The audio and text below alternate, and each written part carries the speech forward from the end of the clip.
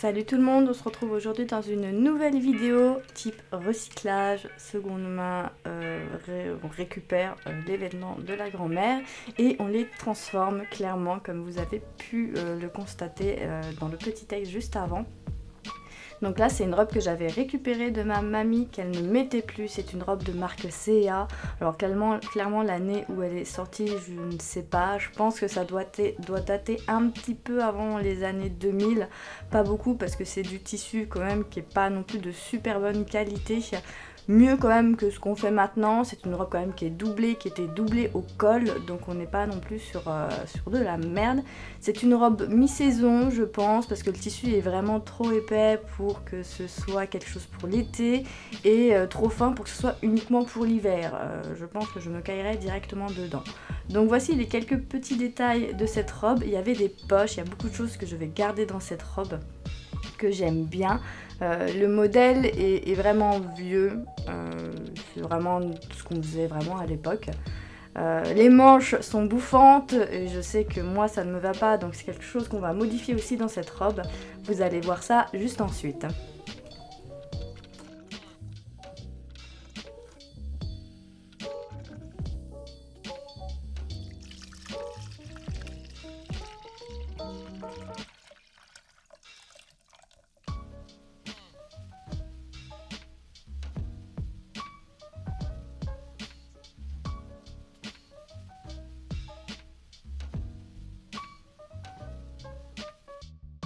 On arrive donc sur la première partie. J'ai décidé de marquer où s'arrêtait le dessus des poches de la robe, étant donné que j'ai décidé de garder les poches. Je trouve que l'idée de poche est trop bien, on n'a pas assez de poches de toute façon.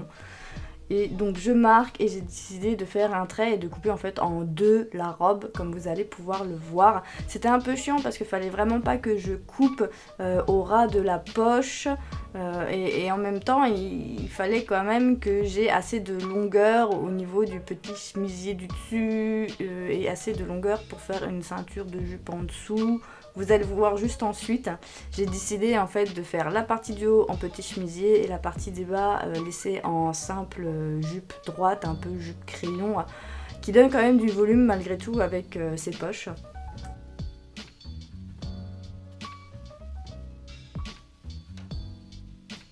Après avoir tracé le trait, ce que j'ai fait, c'est que j'ai plié en deux la robe, parce qu'avec la doublure à l'intérieur, ça arrêtait pas de faire des plis et tout. J'avais beau mettre à plat, c'était vraiment compliqué, c'était pas évident.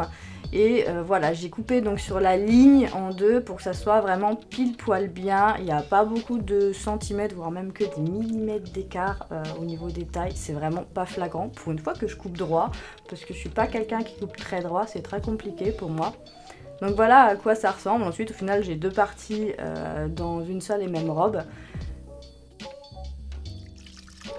Je suis ensuite passée directement à la jupe en premier. Je me suis dit que ça allait être le plus simple, en fait pas du tout. Alors ce que j'ai fait avant de prendre vraiment mon tour de taille et de commencer à tracer, c'est que j'ai fait une première couture pour fixer la doublure, car j'ai laissé la doublure à l'intérieur. Ensuite j'ai pris mon tour de taille haute, car je prends toujours mon tour de taille haute pour les jupes, qui fait 74 cm, et j'ai commencé à tracer à peu près à quoi ça devait ressembler. J'ai fait des plis sur le devant et sur l'arrière, vous allez voir juste ensuite, pour pouvoir resserrer du coup la jupe. J'ai pas eu envie en fait de retirer vraiment du tissu, sinon les poches elles se seraient baladées dans tous les sens, et c'est vrai que mon but sur cette jupe était de garder les poches. J'ai pas fait exactement 74 cm, j'ai fait un petit peu plus grand, ce qui m'a permis d'y ajouter un élastique.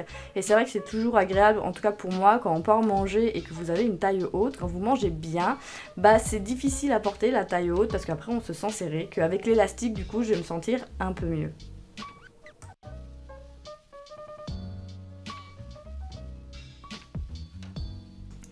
Ensuite j'ai retourné la jupe pour avoir une meilleure vision de la chose quand même, ce qui était logique. J'aurais pu faire ça dès le début, ce que je n'ai pas fait. Ne cherchez pas pourquoi, c'est comme ça. Et là j'ai commencé à donc créer mes plis. Donc c'est des plis qui font à peu près entre 3 et 4 cm de chaque côté de la jupe, donc devant et derrière. Et c'est des plis que j'ai rabattus sur l'intérieur de la jupe. Donc vous pouvez le voir en image directement, c'est un peu plus visuel, c'est toujours plus visuel la couture dans tous les cas, donc je vous laisse regarder. Ça a donné encore un peu plus de volume à ma jupe, certes, en plus des poches qui donnaient déjà pas mal de volume, parce que les poches en fait sont fusionnées entre la doublure et le tissu de la robe à pois. Et donc ça m'a donné encore plus de volume. Je pense que c'est une jupe que je ne porterai pas toute seule, je verrai à l'avenir, mais c'est mignon quand même, j'aime bien.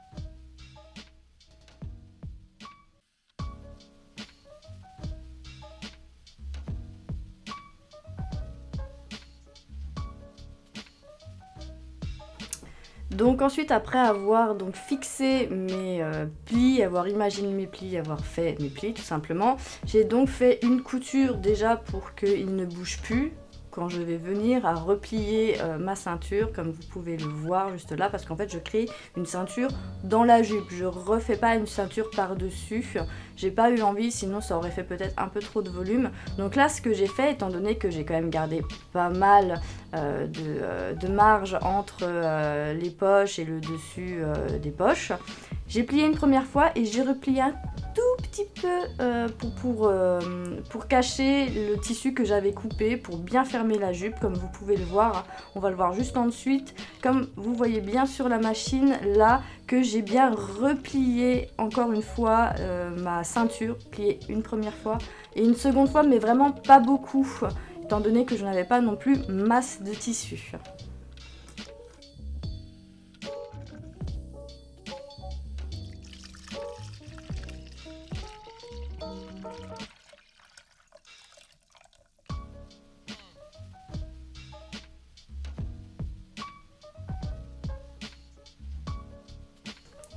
Voilà donc à quoi ça ressemble.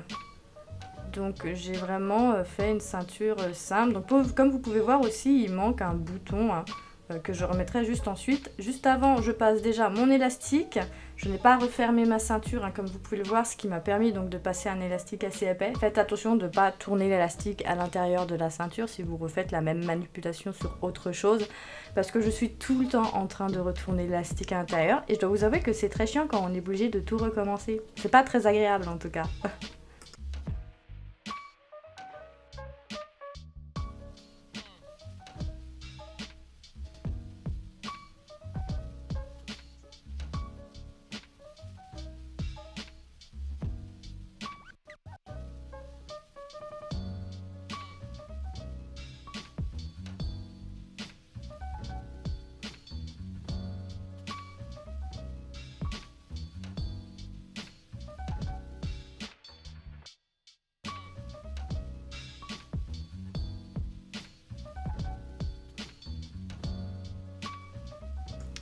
J'ai donc ensuite, comme je disais, replacé le premier bouton, car il y avait deux boutons de base sur la jupe si vous avez fait attention vraiment au début quand j'ai commencé à faire la jupe. Mais vu que j'ai replié la ceinture, ça a éliminé cette boutonnière. Alors au lieu de refaire une boutonnière, parce qu'il y avait quand même pas mal d'épaisseur, j'ai simplement recousu déjà le bouton, une question de design, d'esthétique, et j'ai ensuite mis un crochet, les petits crochets que vous pouvez retrouver sur le soutien-gorge par exemple, c'est exactement la même chose. J'ai mis ça, c'est parfait, ça tient nickel, j'ai rien à redire, c'est beaucoup mieux qu'une pression.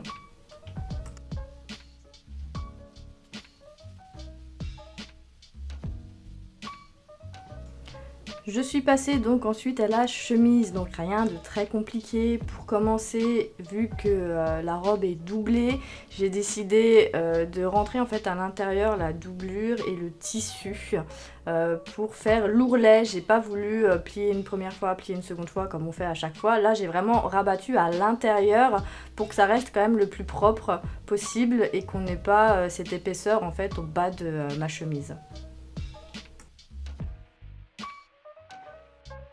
La première étape de cette chemise est terminée. Vous pouvez voir que l'ourlet est quand même plus propre comme ça me fait vraiment pas une épaisseur, c'est nickel. Et je vais passer aux manches. Donc comme vous pouvez voir, les manches sont grandes, déjà parce que la robe de base n'était pas à ma taille, c'est une robe quand même en taille 40-42 comme je vous disais au début. Et les manches bouffantes, c'est quelque chose qui ne me va pas, que je n'aime pas, je trouve que c'est pas... ça me va pas, ça me va juste pas. Vous pouvez voir, c'est des manches bouffantes pliées, c'est pas très joli, je n'aime pas ça en tout cas. Donc j'ai commencé à vouloir les découdre. L'avantage c'est que les manches n'étaient pas doublées, donc j'ai pas eu besoin de découdre la doublure, j'ai juste commencé à découdre les manches. Ce fut clairement un peu une catastrophe parce que plus je décousais ma manche, plus j'abîmais le tissu. Et mon but n'était pas non plus d'abîmer le tissu, je voulais pas avoir une grosse perte de tissu de base. Mais là, la perte de tissu, avec le fait que j'abîmais le tissu à chaque fois que je décousais le tissu, c'était pas possible, ça abîmait plus, ça faisait perdre trop de tissu. J'ai donc décidé de découper les manches carrément. Au final, c'était une meilleure idée, j'ai gagné quand même un petit peu en longueur, ça a pas mal raccourci. Et j'ai découpé aussi la petite partie blanche, comme vous pouvez le voir.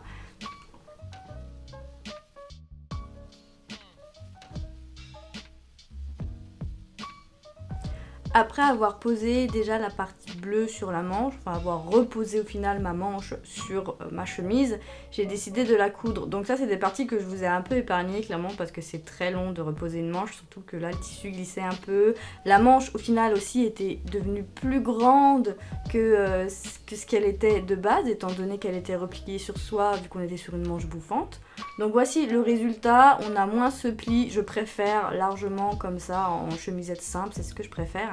Et ensuite mon but était donc de raccourcir la manche parce que là clairement elle était trop longue et de rajouter quand même le petit bord blanc qu'on avait de base sur la manche. Le problème avec ce petit bord blanc, c'est qu'il est devenu trop court. Bah oui, évidemment, hein, étant donné que j'ai agrandi la manche, automatiquement il devenait plus court. Donc j'ai dû le séparer en deux comme ça sur les deux parties. Il était déjà thermocollé, donc en repassant ça a quand même bien fixé. Donc là j'ai cousu donc mes deux parties et ensuite j'ai commencé à le poser sur ma manche.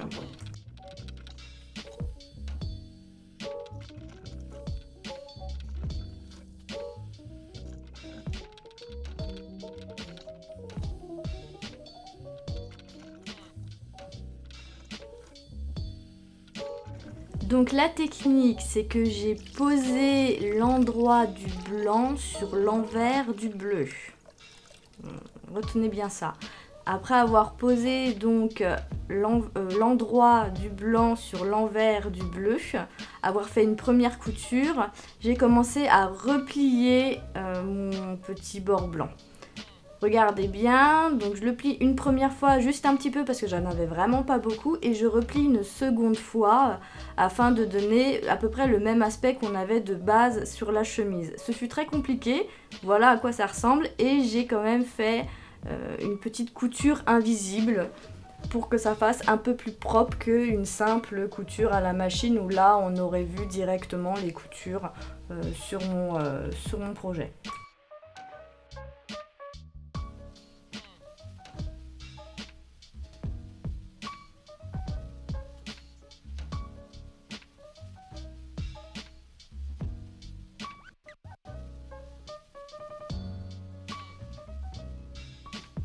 Et voilà donc le résultat final. Comme vous avez pu voir, j'avais laissé les deux petites boucles de chaque côté sur la chemise, tout simplement pour la resserrer de cette façon-là avec un ruban. J'adore vraiment le résultat final. Après, comme on dirait, ça fait un peu vieille fille peut-être, mais je suis vraiment contente de ce que j'ai pu réaliser avec la robe de ma grand-mère.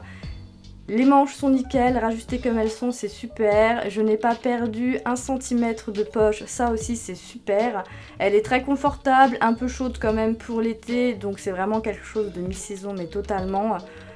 J'aime les petits pois, elle est vraiment super jolie, la couleur est super jolie. Tout est joli dans cette robe, il y a juste le tissu voilà, qui paraissait un peu cheap pour l'époque en tout cas. Mais CA faisait quand même des modèles assez intéressants. J'espère en tout cas que cette vidéo vous a plu, que ça vous a intéressé. Je vais en faire beaucoup d'autres après parce qu'il y a encore beaucoup de robes à mamie qui arrivent et qui sont là. Je vous invite à laisser un commentaire, à vous abonner, à liker et même surtout à partager cette vidéo. Ça me donnera plus de courage pour faire la suite et on se dit à la prochaine. Bye bye!